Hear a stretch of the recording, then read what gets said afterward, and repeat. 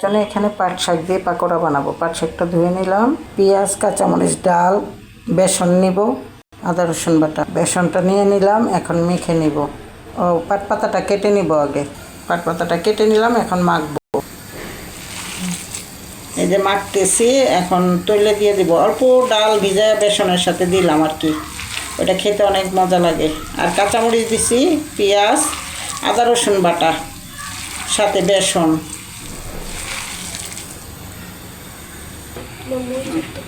এই যে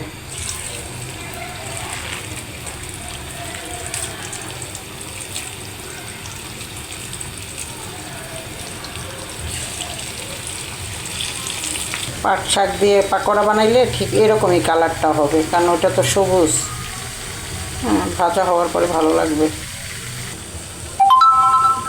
ভাজা হয়ে গেছে, এখন তুলে নিলাম।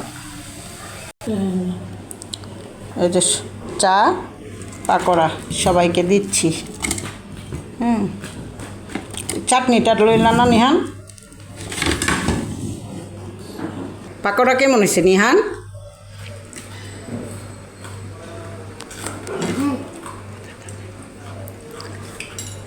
এরকম আছে পাকোড়া, অনেক মজা।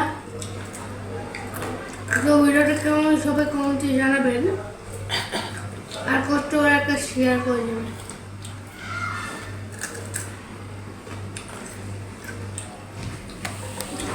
সবাই কিন্তু ভিডিওটা সুন্দর করে দেখো, ভালো লাগলে লাইক কমেন্ট শেয়ার করো।